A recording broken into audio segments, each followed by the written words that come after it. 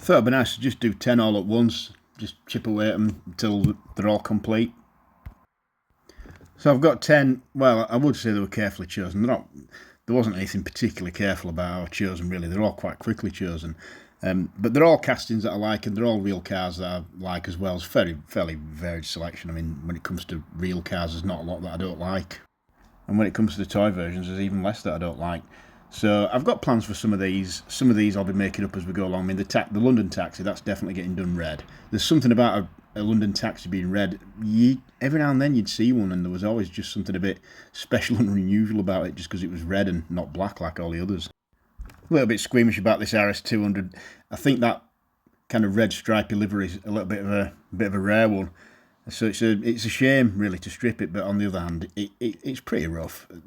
I've got rough RS200s. I mean, same with the Trans Am. And the Trans Am looks pretty cool as a kind of beta, but I've got 2 or 3 that are like that already. So I've got a definite plan for this one anyway. Yeah, and the Ferrari, I've done quite a few of these too. I think I know what I'm going to do with this one. I'm not 100% sure, but I think as it unfolds, it turns out that what I wanted to do with it, I can't really do with it anyway. But you'll see more about that later. And the Sterling, I've no idea what I'm going to do with that one. I've done quite a few of these. Something will come to me as we go along. And the XR4, I'm not really sure what I'm going to do with this one either. I have done a couple of these in the past, but I'm just going to. This is just going to have to be one of the ones that I make up as I go along. I'd say there's probably more that I'm just going to be making up as we go along than that I've actually got a definite plan for. The unusual one out of the bunch is this one, just because even though it's the oldest, in terms of the real car, it's by far the oldest, 1933 Plymouth. There's nothing else that's anywhere near as old as that, but it's actually the newest casting. I think it's only probably about 10-15 years old. For the Nissan Prairie, I've got about a million different things that I'd like to do with this. Obviously, I can't do them all on one example, but we'll just have to see which of the ideas wins the day. The Di Tommaso Pantera, that's a simple case of making it look fancy, giving it fancy paint, because Matchbox never did. It was always in like simple, basic colours. So let's get on with the unenviable task of getting 10 castings drilled open one after the other. This is going to be a lot of fun. Obviously, it's not really a lot of fun, so I'm not going to make you watch all of it. All 10 castings. I mean, some of them have only got one rivet like this one, but some of them have got 2, some of them have got more than that.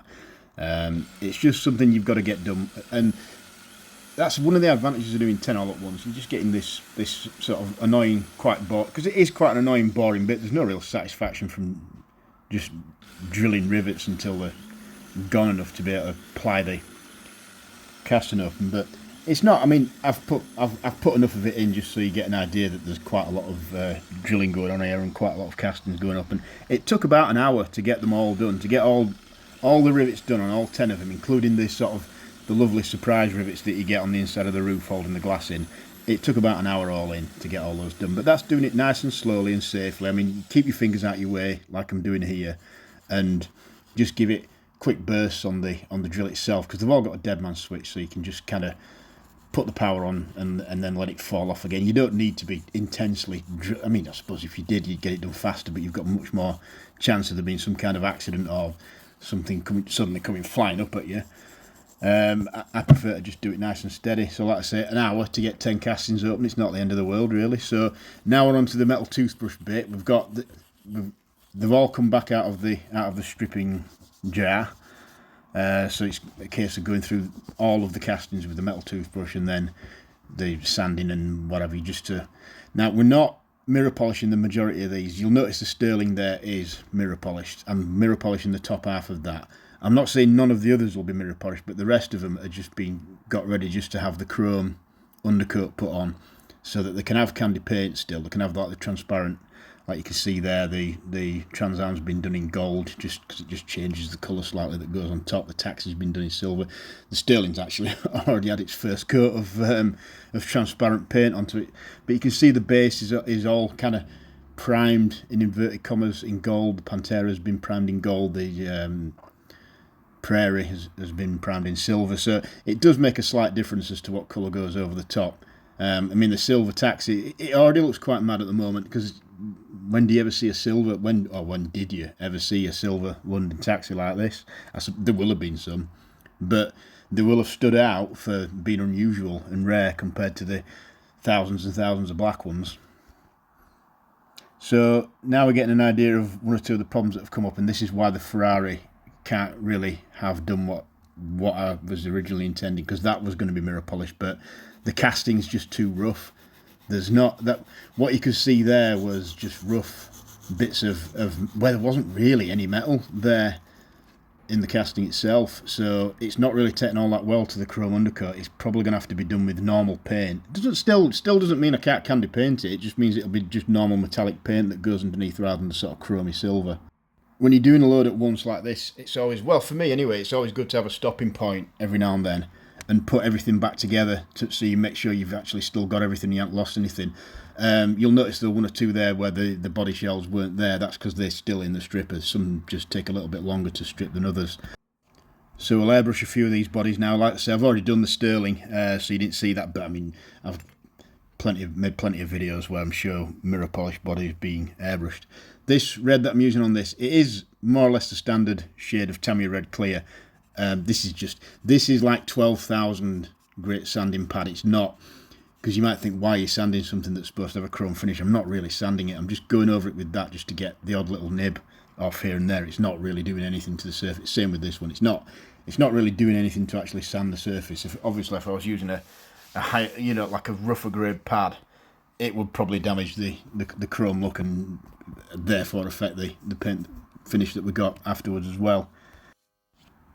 This is the Pantera base, the base plate for the Pantera. It's been undercoated in gold chrome, so we're just going over the top of it with the Tamiya. So it is Tamiya Red Clear, more or less as it comes out of the jar. It's just this particular jar has been used quite a lot, and it's been thinned, it's been thickened, it's been thinned, it's been thickened. I think it's ended up just a little bit on the thin side. There might be like 30-40%, maybe above, of thinners in there. So it actually makes it a lot nicer to spray, because it does come out. You do get much more of a fan, as you can see there, from the out of the end of the airbrush. So it does make it more pleasurable to spray, and you can see how you can just go over it like with sort of fairly. You don't really want to be intensely putting it on. You want to be just putting it on in fairly light coats and have a break in between cuts, because how it looked just there then, it looked absolutely brilliant on that picture there, but when I left it a bit, because it's a little bit thinner than usual, it had started to run ever so slightly. I had to be quite careful when letting it, I had to let it sort of dry at an angle so that the paint didn't kind of pool up in areas, but it worked out in the end alright. It dried okay, and I put another coat on it. It looked absolutely fine, but it's just something to bear in mind when if you make it nice and thick, then it's more difficult to get it out the end of the gun, and it does feel like a little bit more of an uphill struggle, but you can really put it on. You can really layer it on and get it all done in one coat, and then just leave it somewhere to dry and don't even look at it for another few hours, and you'll probably find it's absolutely perfect. Where if you put it on, if you make it a little bit thinner, then, because I would say sort of between 30 and 40% is getting a little bit on the thin side. Less than 20% is obviously getting on the very thick side, and you might find it's quite slow in how it comes out at the end of the gun. Probably 25% might be some kind of ideal, I don't know, but if you have got it on a little bit on the thin side, you'll find it easier to spray, and it'll feel more satisfying to do it. But you've just got to remember to stop and let that go off, and then put another coat on after about half an hour, 3/4 of an hour if you really want to be generous. And on smaller parts like that, it's even more the case. I don't really know why I didn't just leave them on the body, but I did end up doing a final coat with the whole body put back together with the doors on it. I just think this looks nice, just watching this old London taxi body just gradually becoming red. It's like I say, it's this thing I've got about red London taxis. I don't know why. I mean, they weren't, obviously where I live, we didn't have London taxis, so they weren't something I'd see very often. But on the odd time that I did see them, it was just something a bit mad if you just saw a red one just amongst them all, because they did exist. There just weren't many of them. This one did receive another coat as well after this, although it does look done. This does look like it's got all the red paint it'd ever need, but yeah, it did need another coat later. And I did that with the doors attached, because I don't know why I didn't do that in the first place. You just risk colour mismatch, it's pointless risking that. So this is everything done, this is everything painted. You can't really tell the difference between the ones that have got the gold undercoat and the silver undercoat at this point, but as they harden and dry out, you will see the difference. I mean, even the one that's bare metal, that's polished bare metal underneath the Rover, that doesn't look any different to the rest of them yet. So here's where they all are for the first thrilling instalment. The Trans Am's in its gold undercoat, the Ferrari's in its chrome undercoat, but that will need to be changed. The RS200's just been, it's not really even ready for paint yet. Serena's in its silver coat. Those two are not back from the body being stripped yet. So the Pantera's looking good. The interior and sort of rear engine cover, that colour's definitely going to have to change. The orange doesn't really go with that. Still haven't really thought what colour the Sierra's going to be in the end. The Sterling's certainly getting there. So a lot of work still to do. Glass, wheels, base plates, all that. Not even been looked at yet really. So we'll finish on this shot of my beloved red London taxi, but again there's a lot of work to do on that still. Hopefully there'll be the next instalment of this fairly soon, and obviously the Trans Am, the two Trans Ams, they're still going on as well. But for now, thanks for watching.